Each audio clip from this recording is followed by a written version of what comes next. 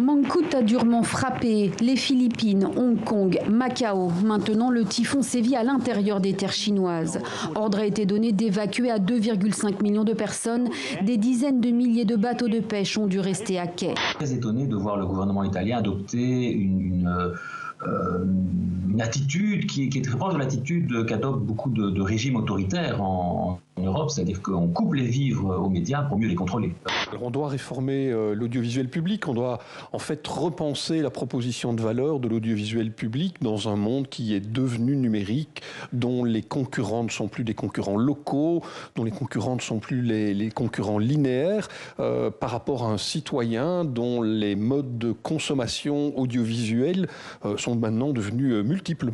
Il a toujours été ce personnage clivant, mais peut-être un peu moins, je dirais, qu'en France, parce qu'on a peut-être pu, ou je ne sais pas comment si on peut dire ça, on a pu, mais en tout cas, une chose est certaine, c'est qu'on lui a jamais donné la possibilité d'enseigner à l'échelle universitaire.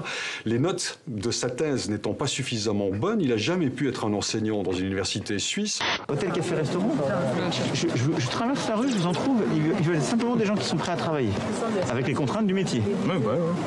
C'est des propos d'une grande violence, mais je pense que je ne suis pas la seule à le dire. Ça a été relevé ces derniers jours. D'abord parce que effectivement, c'est pas la personne n'est pas spécialiste de la restauration. Hein, c'est quelqu'un qui est formé dans l'agriculture, donc dans l'horticulture, pardon. Donc c'est pas la forme de travail qu'il recherche, mais surtout au-delà de ça, c'est cette idée qu'il suffit de traverser la rue. Un secrétaire d'État américain à Skopje en Macédoine, 14 ans que cela n'était pas arrivé.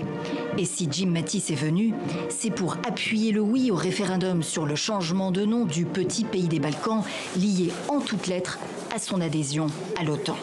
Les Russes, eux, ont leur propre GAFA. Ils ont leur propre système, leurs propres réseaux sociaux, Vkontakte, VK, qui est l'équivalent russe de Facebook, Yandex, qui est l'équivalent russe de Google, ce qui leur donne une certaine force dans la mesure où, au contraire des pays européens qui sont sous la coupe de géants américains, les Russes disposent quant à eux de leurs propres plateformes souveraines qui sont très populaires. Pourquoi t'as appliqué pour le poste? Pourquoi je t'engage là? Je suis responsable, je suis à mon affaire, j'apprends vite.